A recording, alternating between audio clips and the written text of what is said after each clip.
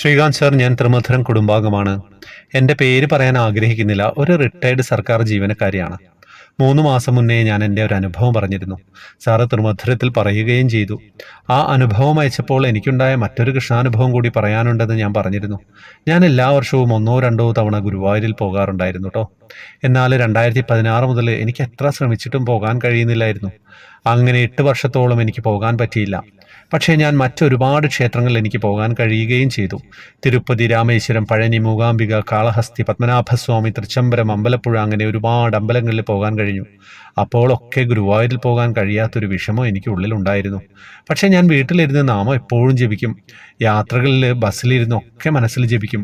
എപ്പോഴും മനസ്സിൽ കൃഷ്ണനെ വിളിച്ചുകൊണ്ടിരിക്കും. പക്ഷേ ഗുരുവായൂർ പോകാൻ മാത്രം കഴിയുന്നില്ല. അങ്ങനെ ഞാൻ 2023 ഒക്ടോബറിൽ വീടിൻ്റെ അടുത്തുള്ള ഒരു ജ്യോത്സ്യൻ്റെ അടുത്ത് പോയിരുന്നു.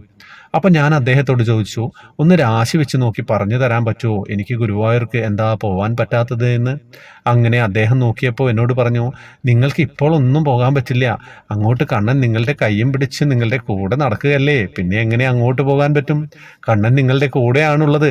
അങ്ങനെ ഒരാഴ്ച കഴിഞ്ഞപ്പോൾ എനിക്ക് സൈനസൈറ്റിസ് വന്നപ്പോൾ എൻ്റെ ഫാമിലി ഡോക്ടറെ കാണിക്കാൻ ഞാൻ പോവുകയും അതിന് ഡോക്ടർ മരുന്ന് തന്ന സമയത്ത് ഞാൻ ഡോക്ടറോട് പറഞ്ഞു, എനിക്ക് ബ്രസ്റ്റിൽ ചെറുതായിട്ടൊരു തടിപ്പ് ഫീൽ ചെയ്യുന്നുണ്ടെന്ന്. എപ്പോഴും എൻ്റെ അടുത്ത് വരുന്നതല്ലേ, എന്താ ഇതുവരെ പറയാഞ്ഞത് എന്ന് മാഡം ചോദിച്ചു. അപ്പോൾ തന്നെ മാഡം എനിക്ക് ടെസ്റ്റിന് വേണ്ടി എഴുതുകയും പിറ്റേന്ന് തന്നെ ടെസ്റ്റ് നടത്താൻ പറയുകയും ചെയ്തു. ടെസ്റ്റിൽ ബ്രസ്റ്റ് ക്യാൻസർ ആണെന്ന് കണ്ടെത്തുകയും ചെയ്തു. അങ്ങനെ ട്രീറ്റ്മെൻറ്റ് സ്റ്റാർട്ട് ചെയ്തു. 6 കീമോയും 4 ടാർജറ്റഡ് തെറാപ്പിയും. അത് കഴിഞ്ഞ് സർജറിക്ക് വേണ്ടി പെറ്റ് സ്കാൻ എടുത്തപ്പോൾ കിഡ്നിയിലും ക്യാൻസർ കണ്ടെത്തുകയും അങ്ങനെ ബ്രസ്റ്റ് സർജറിയും കിഡ്നി സർജറിയും രണ്ടും ഒരുമിച്ച് 2024 ഏപ്രിൽ 19 മെഡിക്കൽ കോളേജിൽ വെച്ച് നടത്തുകയും ചെയ്തു. സർജറിക്ക് പോകുമ്പോൾ എനിക്ക് ഭയങ്കര പേടിയായിരുന്നു. ഞാൻ കണ്ണനോട് പറഞ്ഞു, കണ്ണാ നീ ഉണ്ടാവണേ എൻ്റെ സർജറിക്ക്. സർജറി കഴിഞ്ഞു. 2 ദിവസത്തിന് ശേഷം എന്നെ ICUവിൽ നിന്നും വാർഡിലേക്ക് മാറ്റുകയും ചെയ്തു.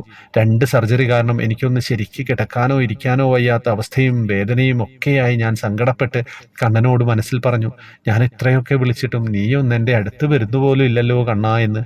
2024 ഏപ്രിൽ 22 പുലർച്ചെ ഒരു 4 മണി നേരത്താണ് ഞാൻ കണ്ണനോട് അങ്ങനെ പറഞ്ഞത്. അത് പറഞ്ഞ് ഒരു 5 മിനിറ്റിൽ ഞാൻ ഉറങ്ങിപ്പോയി. ആ ഉറക്കത്തിൽ ഒരു 4-5 വയസ്സ് പ്രായമുള്ള കുട്ടിയുടെ രൂപത്തിൽ കാർവർണ്ണനായി അരയിൽ ഓടക്കുഴൽ തിരികെ മയിൽപ്പീലിയൊക്കെ ചൂടി ഒരു ഉണ്ണിക്കണ്ണനായി ഓടി വന്നു. ആദ്യം എൻ്റെ ഇടത്തേ ഒക്കത്ത് കയറിയിരുന്നു. ഇടത്ത് കവിളിൽ ഒരു ഉമ്മ തന്ന് ഇറങ്ങി ഓടി. അതേ വേഗത്തിൽ തിരിച്ചോടി വന്നു. എൻ്റെ വലത്തേ ഒക്കത്ത് കയറിയിരുന്നു. വലത് കവിളിലും ഉമ്മ തന്ന് ഇറങ്ങി ഓടി.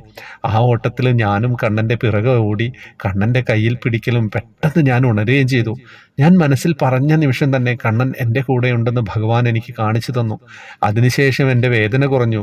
എനിക്ക് ശരിക്ക് കിടക്കാനും ഉറങ്ങാനും പറ്റി. അത് കഴിഞ്ഞ് 2 ദിവസത്തിന് ശേഷം ഡിസ്ചാർജായി വീട്ടിൽ വന്നു. അതിനുശേഷം 1 മാസം കഴിഞ്ഞു. 16 റേഡിയേഷനും കഴിഞ്ഞു. 1 വർഷത്തിനുള്ളിൽ 2025 ജനുവരി 2 ഗുരുവായൂരിൽ പോയി. 4 ദിവസം അവിടെ താമസിച്ചു. 3 ദിവസം ഭജനയിരുന്നു. 4 ദിവസം ഭഗവാന്റെ പ്രസാദം ഊട്ട് കഴിക്കാനും ഭാഗ്യം ലഭിച്ചു. അത് കഴിഞ്ഞ് 2025 നവംബറിൽ വീണ്ടും 1 ദിവസം കൂടി ഗുരുവായൂരിൽ പോകാനും സാധിച്ചു. നവംബർ മാസം പോയപ്പോൾ കുറ്റിപ്പുറം റെയിൽവേ സ്റ്റേഷനിൽ വെച്ച് എനിക്കുണ്ടായ കൃഷ്ണാനുഭവം ഞാൻ മുൻപ് സാറിനോട് പറഞ്ഞത് സാറ് തൃമധുരത്തിൽ പറഞ്ഞിരുന്നു. ഈ കൃഷ്ണാനുഭവം സാറിൻ്റെ ശബ്ദത്തിൽ കേൾക്കാൻ ആഗ്രഹിക്കുന്നു. എല്ലാവർക്കും കണ്ണൻ്റെ അനുഗ്രഹം ഉണ്ടാവട്ടെ എന്ന് പ്രാർത്ഥിക്കുന്നു. ഹരേ കൃഷ്ണ. എന്താ പറയേണ്ടത്? എത്ര സ്നേഹത്തോടെയാണ് അനുഭവം അയച്ചു തന്നത്. ഭഗവാൻ അങ്ങനെ കണ്ണനങ്ങനെ ഓടി ഓടി വന്ന ആ ഒരു നിമിഷം ഉണ്ടല്ലോ, അത് നിങ്ങളെല്ലാവരും മനസ്സിൽ കാണുക. ഞാനതിൽ കൂടുതൽ വർണ്ണന എൻ്റെ വാക്കുകളിലൂടെ വേണ്ട. സന്തോഷം. മനോഹരമായ അനുഭവം എല്ലാവരിലേക്ക് എത്തിക്കുക. വാട്സപ്പ് ഗ്രൂപ്പിലേക്ക് വരുന്നവർക്ക് വരാം. ജോയിൻ ബട്ടണിലൂടെയാണ് വരേണ്ടത്. ഫേസ്ബുക്കിൻ്റെ കമൻറ്റ് ബോക്സിൽ ഡീറ്റെയിൽസ് ഉണ്ടാവും. ഹരേ കൃഷ്ണ.